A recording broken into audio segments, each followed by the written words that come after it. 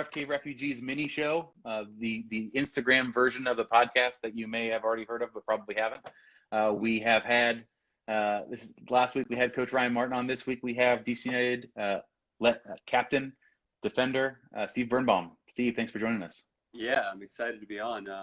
This is awesome. I love the Instagram Live.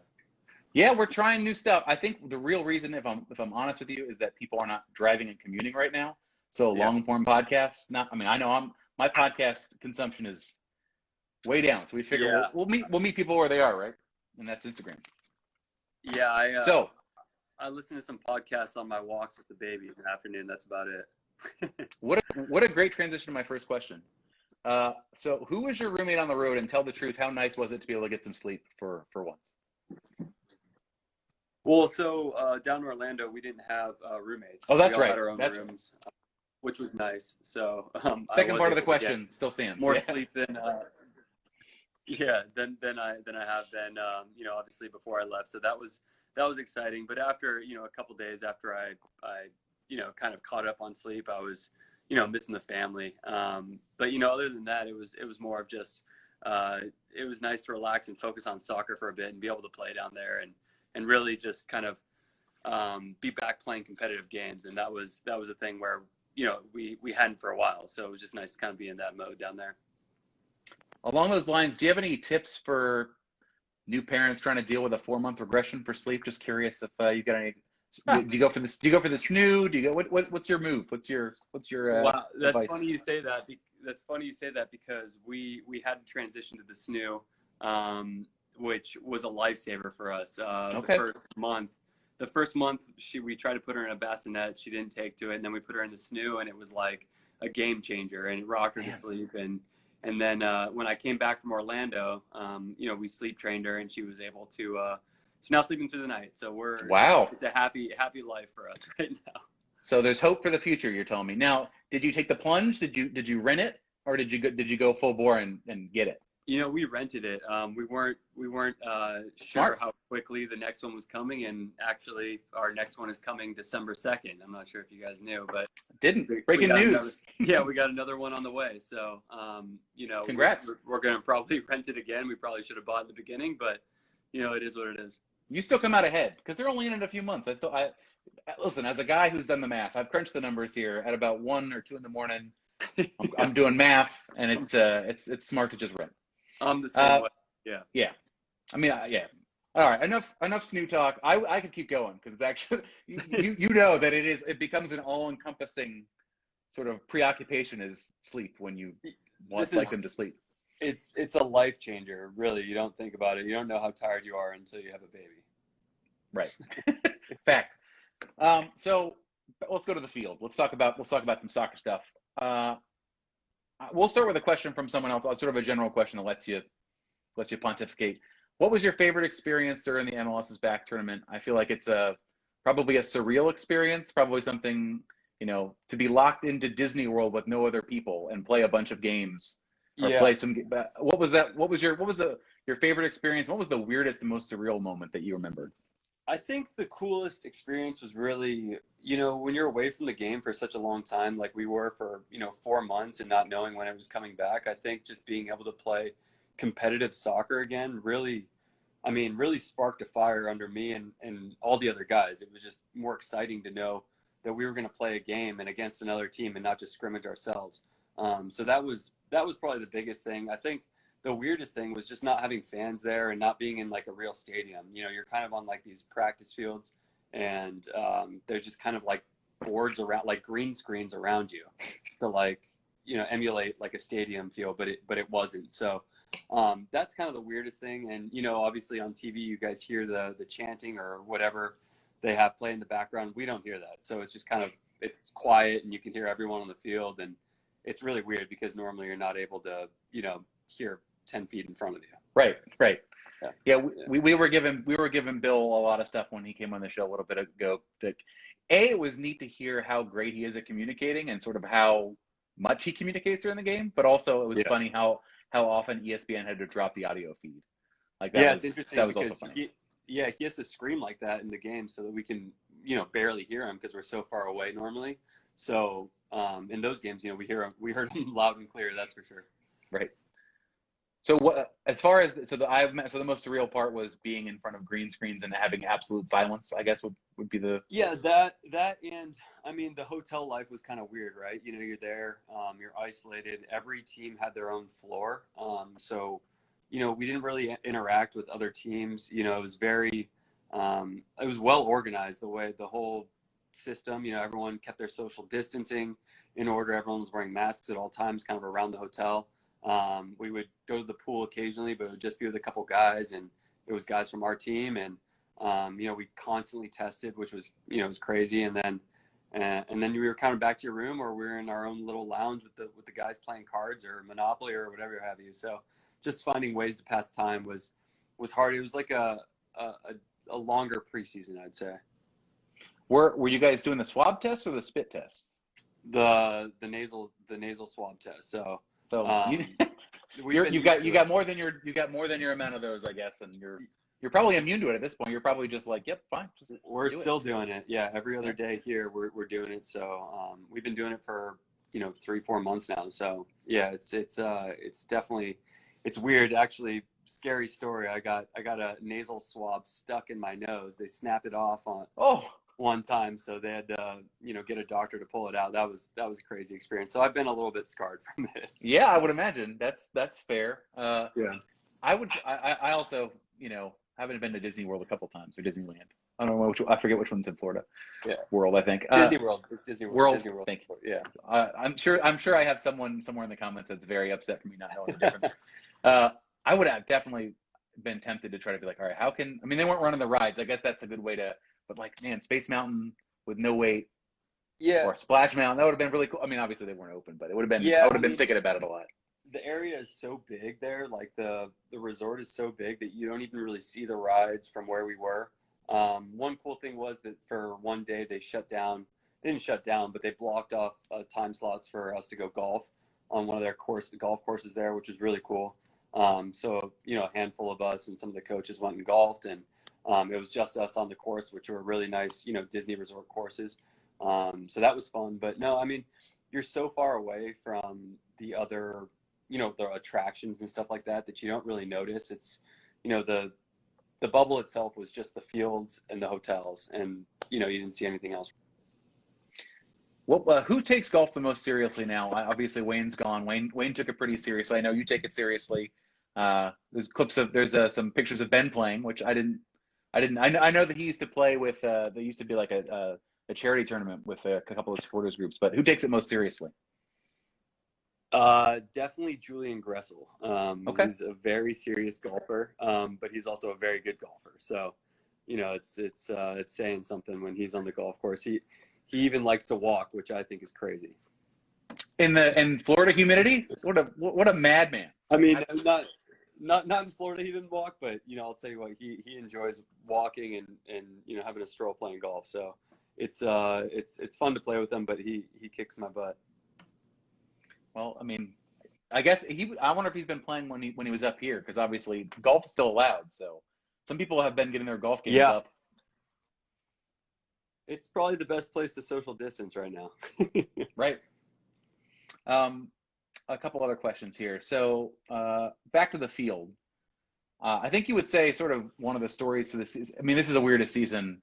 There will never be a season as weird as this, obviously, for a number of reasons. But sort of one of the stories of the season from a DCNI perspective is that, traditionally the last 3 years, the defense has been the most solid part of this team. The goals may not have always been going in, but we would know for sure that the defense would be pretty locked down, and the score would be close no matter what. And it feels like there have been more sort of bad break individual mistakes that have happened. I know particularly down in Orlando, there were some situations where a ball would bounce a weird way, and Breon kind of got eaten up on some stuff there. Is it just bad luck? It seems like there's been a concentration of things happening like that where we're not getting the result we're used to from a DCNI defense. Yeah, I mean, I think for us it's disappointing that we haven't had a shutout yet, considering how many we've had in the last couple of years and how stout we are defensively. Normally, I think that's been a real tough blow, and I think we're giving up softer goals than what we've been accustomed to. And yeah, maybe it's mental lapses here or there, or just not executing. It's not, coming back and playing these first games from the tournament. It's hard when you don't play games quickly and you've been away from the game for 4 months. And no excuses, but those, you see in a lot of the games, there were a lot of small errors that caused goals, in all the other teams, I think, that happened. So it's tough, and we got to put goals, we got to score goals in order to, win games. So that's also part of it. But yeah, we're looking back. We're trying to get back to our defensive roots. We've been working on it, honing in on it since we've come back from the tournament. And, I think we're going to be in a good position going forward. And we're excited, to test that against Cincinnati on the 21st. We were joking with Fred before the tournament started, asking him how many times he had watched the 2 games ahead of time, just because it was the only tape that could be watched. So he was like, "Yeah, I watched it too many times." I can imagine. And those were, we got 3 points, and also I think the fact that he scored also made it a little bit more likely that he wanted to watch that Miami game. So. Oh yeah, whenever you score as a center back, you watch that highlight reel, you keep that thing going, get your confidence up. So, a question here from the chat. A. Michael says, and I think I know the answer to this question. Would you, as a player, prefer to do the bubble or the home market play? I guess maybe not. So that's a more general question, sort of talking about going forward. I imagine that the bubble is something you can do once and maybe not want to leave your family again for that amount of time, and maybe just sort of try to hope and stay safe in the home markets. Yeah, I think the biggest thing, the bubble, I think, was a success. I think that's for sure.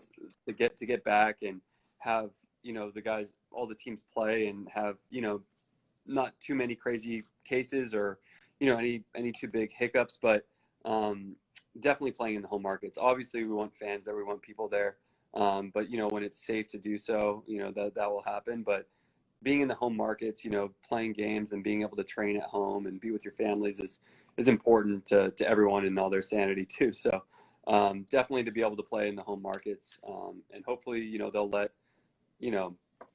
some amount of fans come to the games at some point. I gotta say, I'm noticing here people joining. You have some supportive teammates that like watching when you go live. I noticed when Chris Seitz, hey Chris, Clay O'Hara, how you doing? I noticed when we had Ryan Martin on last week, half of Loud United was watching, and it was just very fun to be like, so what did you think about Ted Kudipietro's performance? Just curious. And then Yeah, exactly. Pop in the bottom. Couple other questions here. I don't want to hold you too long. I appreciate you hopping on here on our Instagram. From Nancy, Nancy Gregory's question is, will you be coaching your daughter's soccer team in about 10 years? And then also, my sort of question there is, do you think you can live up to the Ben Olsen style icon status of his very dapper sideline style? Well, I actually don't think I'll be a coach for her. If she takes the soccer, that's great. I'll give her advice when she wants it. But I don't think I'll be the coach. I'll be there always cheering her on. But yeah, I'll try and emulate Ben's style. He's got some style on the sideline. He does. And I'll heckle the referees, that's for sure. If they're not giving the calls our way, I'll get after them. So that's probably the biggest thing. I don't think I'll be a coach. If it's other sports, I think I'd like to coach those sports. I grew up playing a lot of baseball and basketball. And so if she wants to play softball and stuff like that, I'm all for trying to coach that. But I think soccer is, that's, someone else can do that. I'm around it too much. and don't worry, the parents are going to find out your past career or current career, depending on when she starts playing. They'll be asking you about soccer, whether or not you're the coach. You'll be the unofficial questions. Yeah, I'll have to answer. I'll send my wife to the practices for the most part. You just go in a mask, just be like, I don't know. Yeah, exactly. So I got a couple more questions. One I've been wondering for a while. How real were the overseas rumors? I think it was a team in Israel that was sniffing around. Was that close? Did that almost happen? Yeah, those were a real thing. That was maybe three years ago or something like that. Yeah, that was a real thing. We, my wife and I, she was actually my girlfriend at the time. We were, kind of getting ready to, commit and move over there together. And it was it was a real thing. So yeah, we were into it. We wanted to go at some point, and then it was a better decision for us to stay here and build our family here and be with DC United because we're excited about the opportunity here. Hello to Julian Gressel. You just missed the part where Steve talked about how good and serious you are at golf and how you like to Now walk you horses. can't give that to him anymore. You can't give that to him. All right. Well, I'm sure. Yeah, I'll have to have Julian on the show. We'll have to talk about who he thinks is the best on the team. I'm sure he'll say it's him, but I would probably if I were him. It is. So two more questions. What are the ways this team has changed since you were drafted? Which, by the way, I was at the greeting party in Philly at that little Italian restaurant near the convention center. What a day that was! It was. I'll never forget that. That was probably the coolest. That was the coolest thing I've ever seen. How many fans came out to the draft and were there to we got to meet your grandma. We got to meet your family. I'm sure that's an experience they remember too, I would imagine. It was pretty cool. No, we enjoyed that. But I think the biggest thing is, it's hard to pinpoint one specific thing. I think Ben's gotten better at adapting and changing systems, being open to changing different formations and systems like that, and more spatially aware, and a little bit in a better leader in that sense. So I learned a lot from Bobby Boswell and those guys before me, and they showed me the ropes. But I think as an organization, obviously it's come tremendously. Obviously we were in RFK, and the team did a great job at rebranding the crest and kind of getting into Audi and bringing in a player like Wayne, and it kind of just really hit DC hard and got the casual fan out to the games more. And I think that's a big thing for the city, and it's big for us too to feel like we're a professional sports team in DC. Right. I think that this last question sort of you kind of hit on this a little bit, but you're on social media, so the general vibe of the fan base. They let you know how they feel after good games, bad games, both ways. And this podcast has always been I'm in the bag for Ben. It's just that's the way it is. We're not real journalists, so I don't really need to be objective. But what do you think is something that the fans get wrong, either about ownership or about Ben? You sort of alluded to the fact that Ben's grown a lot on the job. He's been here a long time, so you would assume that would be true. But what do fans get wrong about either Ben or how this team administers itself?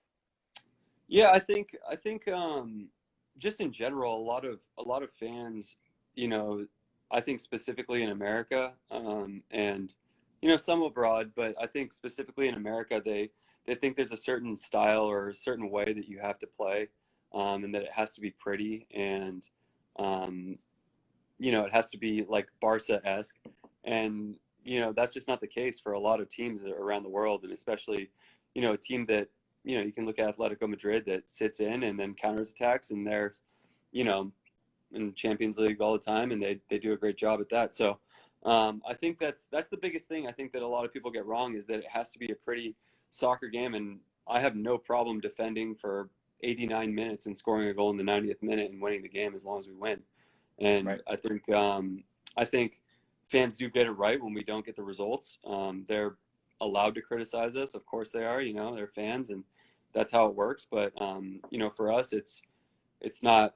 For me, at least, I'm a defender. I have no problem defending and making it scrappy and hitting people and all that stuff. I have no issue with that. So I think a lot of fans kind of think that it needs to be passing the balls, beautifully out of the back. And sometimes you got to hit it long, pick up second balls, and score a goal like that. So I think that's the biggest thing for me. That my co-host, if he were here, he would love that, because he thinks one of the biggest problems is that tiki-taka has ruined everyone's mind and thinking there's only one way to play. And it's that's the hardest way to play with.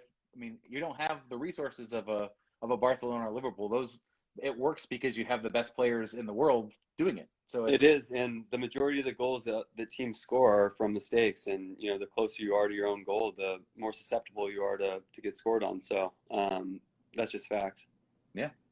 Well, Steve, I really appreciate you joining. For the folks that have joined, and if you're coming in from Steve's account, make sure you follow the RFK Refugees account. Also, download the podcast whenever. But Steve, thanks again for joining us on the mini episode. Yeah, thanks for having me. I enjoyed it. All right. Good luck in a couple weeks. Take it easy. Thanks. Take care.